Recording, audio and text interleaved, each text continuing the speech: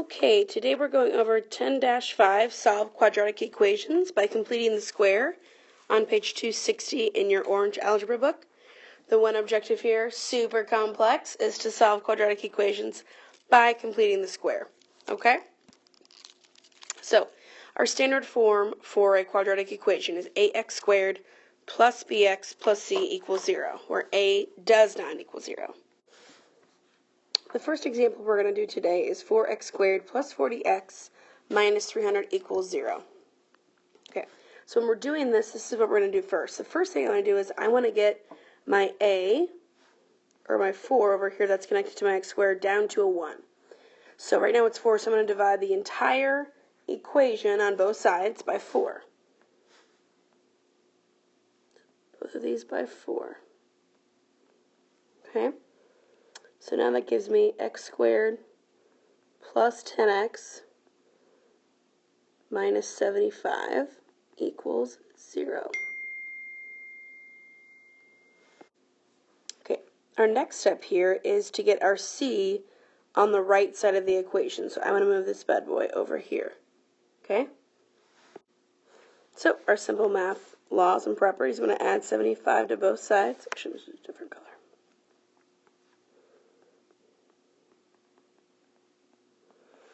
So that's going to equal x squared plus 10x. I'm going to leave a little room here between the 10x and the equal sign, equals a positive 75.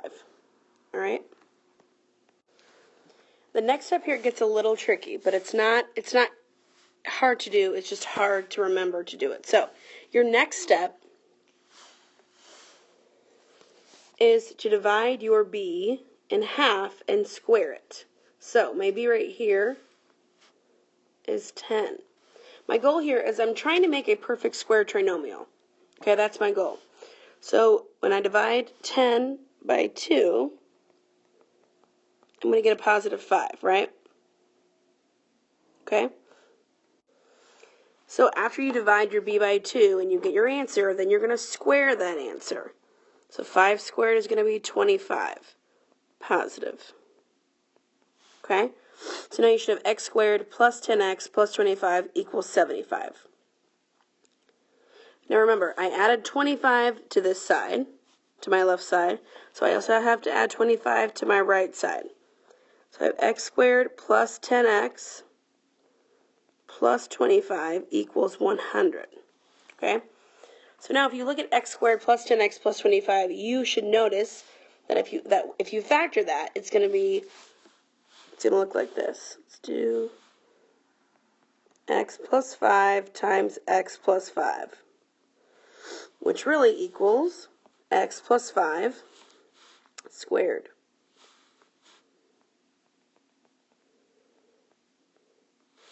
Okay, that is what this is factored down into, right? Which then equals our 100. Okay, so the next step here, one of our last steps, is to square root both sides. So I want to get rid of this squared sign, or that squared. So I have x plus 5 equals the square root of 100 is 10. Okay, really it's actually plus or minus 10. That's what we have to keep remembering here. Could be negative 10 times negative 10 or positive 10 times positive 10. So it's really going to look like this. Plus or minus 10. So we could set it up like this. X plus 5 equals negative 10. And then x plus 5 equals a positive 10. Over here, we're going to subtract 5 on both sides. It's going to give me x equals negative 15. And this is going to subtract 5 on both sides. This is going to give me x equals a positive 5. Okay, so you will get 2 answers for your problems. Okay? Now, even though we're dealing with square roots and squaring numbers, your answers can be negative here. Okay? So this would be your answer right here. I know it sounds crazy and super confusing. So what I want you to do right now, I want you to, after this example, I want you to copy down the key concept box at the top of page 261 where it breaks down every single step. Write that down. After you're done, we'll hit play, and we'll watch the next couple examples. Okay, so after you've written down those notes, let's do this, or the steps. Let's do these next few examples. So you have x squared plus 2x minus 35. So our a is already down to 1, so we don't have to divide by anything. So the next step then is to, where are you at? There we go. It's to get the c on the right side of our equal sign. So if I have a negative 35, I'm going to do the inverse, which is add it. So now I'm going to have x squared plus 2x. A little bit of space between the x and the equal sign equals a positive 35. Okay? Our then next step is to divide our b in half and then square it. So 2 divided by 2 equals 1. 1 squared equals 1. So I'm going to add a 1 here on my left side of the equation. If I add 1 on the left, I have to add 1 on the right. Perfect. So we have x squared plus 2x plus 1 equals 36. The next step is then to factor it. So if we do this, x plus 1 squared equals 36. This right here is a perfect trinomial right down here of x plus 1. So it would really be x plus 1 times x plus 1, but we're squaring it so that we can put the square root around this nugget. There we go. Okay, so I'm going to square root both sides to get x plus 1 equals a positive or negative. The square root of 36 is 6, so let's set it up like this. X plus 1 equals 6. And we have x plus 1 equals negative 6. We can put the negative sign there. Okay? So let's solve for both. We're going to subtract 1 on both sides. So x could equal a positive 5. It's going to subtract 1, and x could also equal a negative 7. Okay? Either one, if you plug either of these numbers back into the original equation, will get a true solution. Okay? All right, our next one here is 3x squared equals 6x minus 2. So we've got to get the 6x back over on the left side. So I'm going to subtract 6x, subtract 6x. So that's going to give me 3x squared minus 6x equals a negative 2. So now that it's in the form that we want it to be, and we have to divide everything by 3 because our a is 3. We want our a to be equal to 1. Divide this side by 3 and this by 3. So this is then going to give us x squared minus 2x, leave a little space, equals negative 2/3. All right, we're going to divide our b in half. So we're going to let's do this. Negative 2 divided by a positive 2 is going to be negative 1. Negative 1 squared is going to give us a positive 1. Okay, so I'm going to add 1 here, add a positive 1 on the right side as well.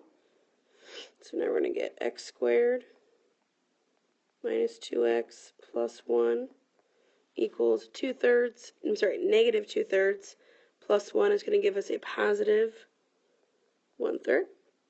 Okay, if that math confuses you, we'll need to review some fraction applications. Hopefully we won't, though. Okay, our last step here is then to put it in parentheses or factor our trinomial. So this is really similar to the last one, except we're going to be subtracting 1.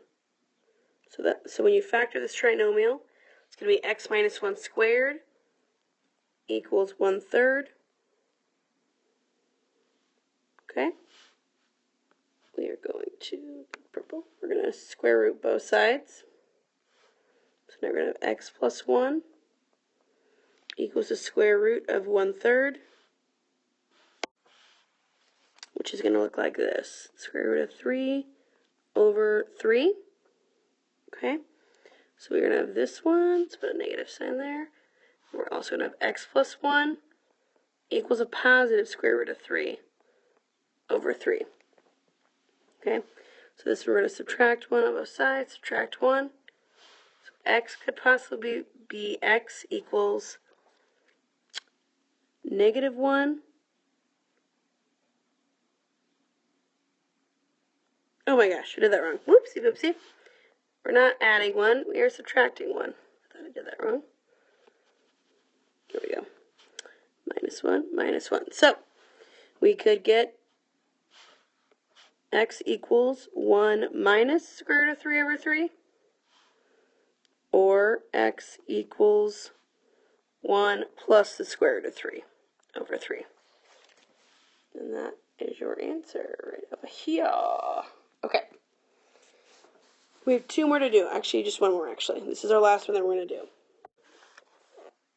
Okay, guys, I would like you to try this one out in your notebooks and hit play when you're ready to see the answer. But please try this out in your workbooks, okay? Honor system.